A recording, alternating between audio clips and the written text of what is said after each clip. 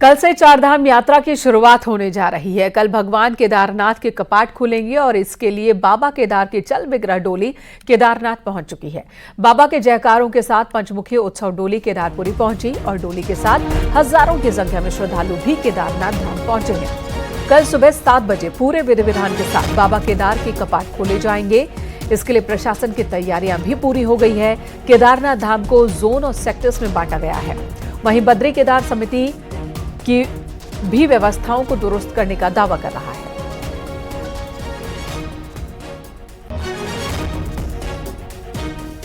देख रहे होंगे इस बार काफी क्लियर कट है ये श्रद्धालुओं का आने का और जाने का। तो हर सेक्टर पे काफी मात्रा में हमारे जो है उनकी सहायता के लिए सब इंस्पेक्टर, हेड कांस्टेबल, महिला कांस्टेबल इत्यादि रखे हैं ताकि वो लाइन में रहे और बड़े आसानी से सब जितने भी श्रद्धालु हैं आके दर्शन करें। और हमारा प्रयास है कि जो भी श्रद्धालु तीर्थयात्री हमारे यहाँ धाम में पहुंचे उसके सुगम और सरल तरीके से दर्शन हो, इसके लिए हम प्रयास करें। कल कितने बजे कपाट खुलेंगे? तो कल प्रातःकालीन 7 बजे भगवान केदारनाथ जी के कपाट श्रद्धालुओं के लिए खोल दिए जाएंगे।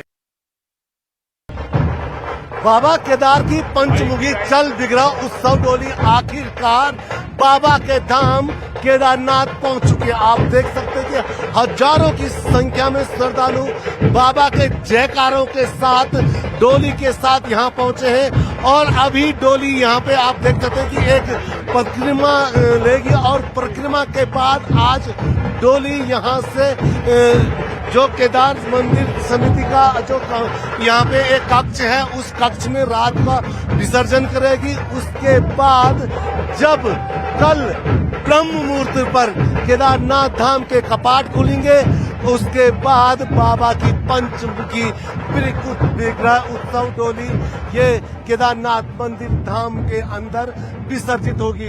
आप देख सकते हैं कि हजारों की संख्या में यहाँ पे श्रद्धालु पहुंच चुके हैं। हजारों की संख्या में श्रद्धालु बाबा की डोली के साथ यहाँ पहुंचे हैं। आप देख सकते हैं कि तस्वीरों में डोली के साथ यहाँ पे डोली के साथ मंदिर समिति के तमाम लोग डोली के साथ यहाँ पे पहुंचे हैं।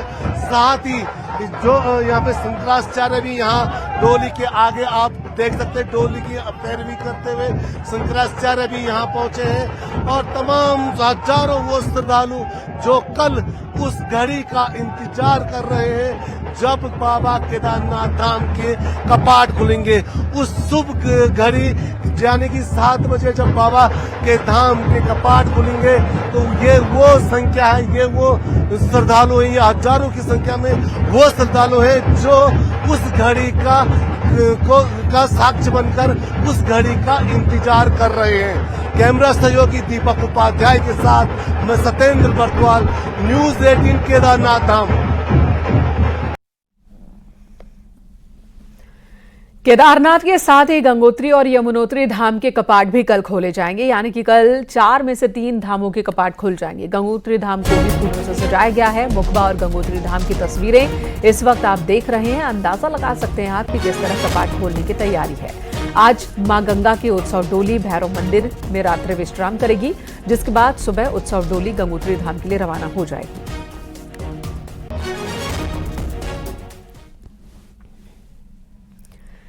बद्रीनाथ धाम के कपाट भी खोलने की तैयारियां जोरों पर चल रही हैं। जोशीमठ के नरसिंह मंदिर में गरुड़ छाड़ मेले के साथ ही इसकी शुरुआत हो गई।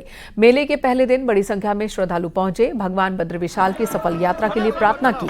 बद्री विशाल के कपाट खुलने से 3 दिन पहले नरसिंह मंदिर में मेले का आयोजन किया जाता है और माना जाता है कि गरुड़ छाड़ मेले में भगवान विष्णु आते हैं और फिर गरुड़ पर सवार होकर बद्री धाम के लिए रवाना होते हैं।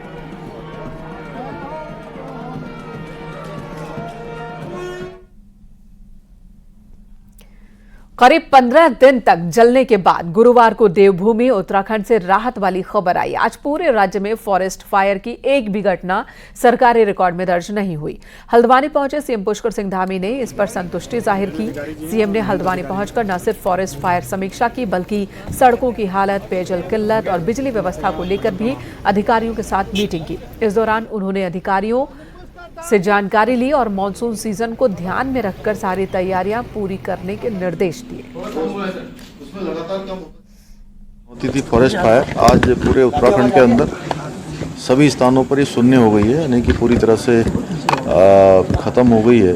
लेकिन भविष्य के लिए चूँकि पेयजल भी एक हमारे लिए बड़ी समस्या है, चुनौती है, तो पेयजल की भी समीक्षा की है। वनाग्नि के लिए अन्य जो हमारे प्लान होते हैं वन विभाग के, उन प्लानों पर काम करना, फायर लाइन बनाना, लोगों का सहयोग भी उसमें लेना, जन जागरूकता को बढ़ाना, साथ में बिजली की समस्या बीच में न हो, क्योंकि काफ़ी टेम्परेचर ज़्यादा है, तो उसका भी हमने कहा है कि अभी से ठीक प्रकार से इंतजाम हो। सड़कों की स्थिति भी कहीं ख़राब नहीं होनी चाहिए।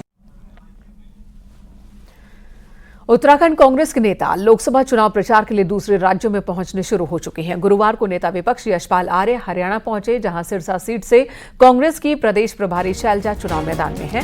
यशपाल आर्य ने कहा कि बीजेपी देश को कमजोर करने का काम कर रही है और इसलिए जरूरी है कि कांग्रेस के प्रत्याशी जीते। जल्द कांग्रेस के दूसरे नेता भी प्रचार के लिए दिल्ली, हरियाणा और पंजाब जाएंगे। लेकिन आज देश को कमजोर करने की साजिश कर रही है भारतीय जनता पार्टी। मैं आपसे निवेदन करने के लिए आया हूँ, हमारी नेता आदरणीय शैलजा जी को अपना आशीर्वाद दीजिएगा, अपना समर्थन दीजिएगा, अपना सहयोग दीजिएगा।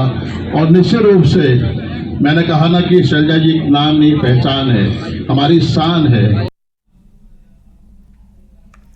हरिद्वार में एक दिवंगत संत को गंगा में जल समाधि देने के दौरान विवाद खड़ा हो गया। संत को जल समाधि दिए जाने का जिला गंगा संरक्षण समिति ने विरोध किया तो शव को पानी से बाहर निकाला गया।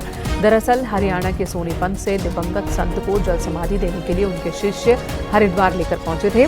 उत्तरी हरिद्वार में गंगा में संत को जल समाधि दी जा रही थी। इसकी जानकारी मिलने पर जिला गंगा संरक्षण समिति के सदस्य पुलिस के साथ मौके पर पहुंचे और जल समाधि पर आपत्ति जताई।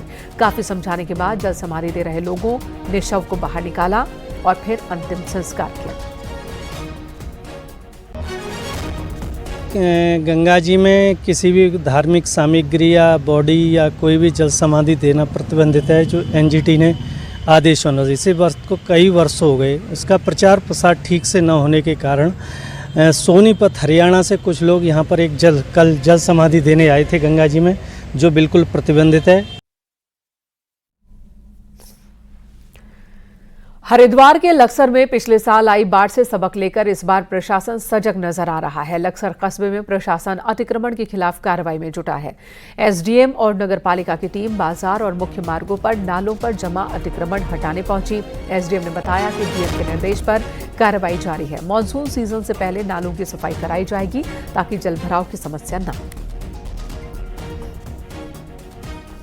स्पष्ट निर्देश है कि बरसात से पूर्व जो भी नालों पे अतिक्रमण है या कहीं कोई अन्य अतिक्रमण है, तालाबों पे अतिक्रमण है, तो उसको हटवाना है। तो उसी के दृष्टिगत हम लोग ये अतिक्रमण हटा रहे हैं और साथ साथ जो नाला सफाई है उसको करवाएंगे ताकि बरसात में जल भराव की स्थिति ना हो।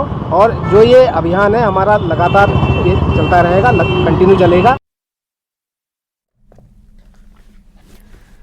बारिश हुई नहीं और पर्यटन सीजन सिर पर है। पानी की कमी साफ दिख रही है तो भीमताल की झील सूखे की मार झेल रही है और प्रशासन के आगे चुनौती बहुत बड़ी खड़ी हो गई है।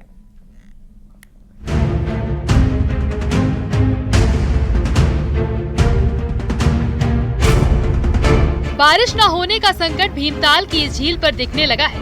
भीमताल झील मैदान में तब्दील होने लगी है तो पानी का संकट दिखने लगा है।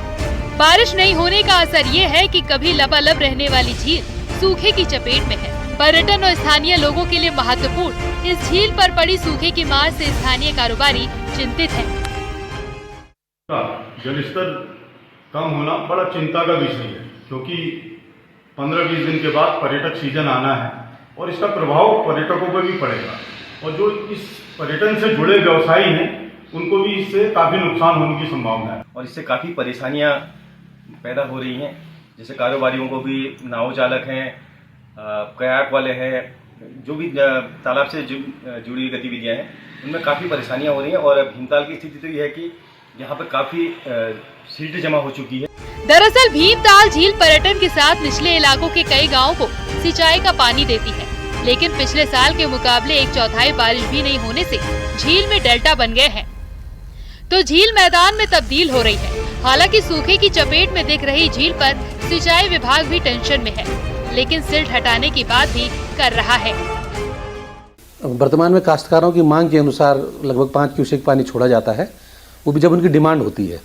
और वर्तमान में अभी तो पानी आज हमने बंद करवा दिया है, अभी उनकी डिमांड अभी है नहीं, और आगे उस पर उच्चाधिकारियों से निर्देश लिए जाएंगे, जो भी उनके द्वारा निर्देश प्राप्त होंगे तदनुसार पानी उसमें आगे छोड़ा जाएगा। पर्यटन सीजन सिर पर है और झील सूखे की चपेट में है। ऐसे में चुनौती इस बात की प्रशासन के सामने आ खड़ी हो गई है कि कैसे सिंचाई के लिए पानी यहां से छोड़े और झील का जल स्तर भी बनाए रखे। न्यूज़ 18 के लिए नैनीताल से वीरेंद्र बिस्ट की रिपोर्ट।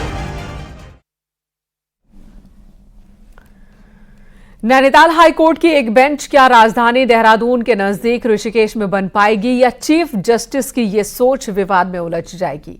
ये सवाल खड़ा हुआ है हल्द्वानी में गोलापार हाईकोर्ट न बनने के हालात के बाद। सूटेबल प्लेस फॉर लिटिगेंट्स, हम लिटिगेंट्स की बात करते हैं, और जो चीफ जस्टिस ने जनमत की बात करी है, जनमत सिर्फ वकीलों का नहीं होता, जनमत होता जन से। जन का मतलब पब्लिक। आम लोगों को, इधर के लोगों को बड़ा लाभ मिलेगा। 70% काम इन्हीं 2 जिलों के हैं, देहरादून, हरिद्वार और इससे लगते जिलों के हैं। तो मैं इस बात का गुजारिश करूंगा कि वो सरकार भी इस विषय में सोचे, ताकि न्याय जो है सुलभता से सबको उपलब्ध हो। ये हाई कोर्ट ही अस्थायी है, यही परमानेंट है, ये नैनीताल में है और नैनीताल में ही रहेगा। इस बात का सारे अधिवक्ता जोर दे रहे हैं। राजधानी इनको करना ही चाहिए, अगर इनके पास इतनी अच्छी जगह है, आईडीपीएल में करें। हाईकोर्ट शिफ्टिंग के लिए जमीन के इंतजाम का काम सरकार को करना है। अब हल्द्वानी के गोलापार में जमीन की कमी और पेड़ अड़चन बने हैं, तो ऋषिकेश आईडीपीएल की जमीन के लिए भी केंद्र सरकार से मंजूरी लेनी होगी। वहीं सवाल ये भी है, क्या राजधानी के नजदीक हाईकोर्ट या उसकी बेंच नहीं होनी चाहिए, ताकि नैनीताल हाईकोर्ट के नाम पर 3 से 5 दिन का टूर बनाने वाले सरकारी अफसर टिक कर काम कर सकें। उत्तराखंड देश का एकमात्र पहाड़ी राज्य है जहां राजधानी में हाईकोर्ट नहीं है।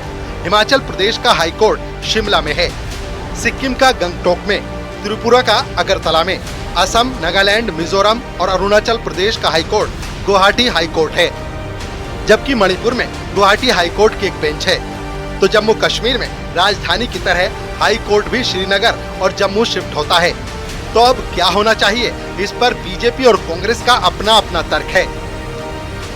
न्यायालय द्वारा इस निर्णय लिया गया है तो सर विचार करना, उसको इम्प्लीमेंट करना न्यायालय का काम होता है। ये राजनीतिक विषय बनता नहीं है, क्योंकि जिस प्रकार से न्यायालय में बड़ी संख्या वाद आ रहे हैं, उन वादों में निस्तार करके जो जो उनको आवश्यक लगता है सरकार उसमें सहयोग करेगी। वो ऋषिकेश करना चाहें, बीच में विषय आया था कि हल्द्वानी शिफ्ट होना है, तो इसका डिसीजन न्यायालय को ले, न्यायालय डिसीजन ले, जो न्यायालय का डिसीजन हुआ हम सबको स्वीकार्य होगा। अब ये एक नया की बेंच कहीं और भी खुले, इससे निश्चित ही दिक्कतें आएंगी, और अगर एक जगह हो उसमें अच्छा इंफ्रास्ट्रक्चर बनेगा, एक अच्छा परिसर वहाँ होगा और लोगों को काम करने में सुविधा होगी, चाहे वो जजेस हैं चाहे वकील हैं, उन सब के लिए सुविधाजनक होता। और गोलापार एक ऐसी जगह थी जहाँ आना रहना हर चीज़ की कई किस्म से सुविधाएं हो सकती है, और आने वाले समय में उसको उसी तरीके से विकसित भी किया जा सकता था। उत्तराखंड बनने के 24 साल बाद राज्य की स्थायी राजधानी तय नहीं है। राज्य बनने के साथ अगर राजधानी और हाईकोर्ट ठीक से तय हो चुके होते तो आज हाई कोर्ट के लिए न जमीन की कमी पड़ती और न ऋषिकेश में बेंच बनाने के ऑप्शन पर बात होती। नैनीताल से वीरेंद्र, हरिद्वार से पुलकित के साथ दीपांकर भट्ट, न्यूज़ 18 देहरादून।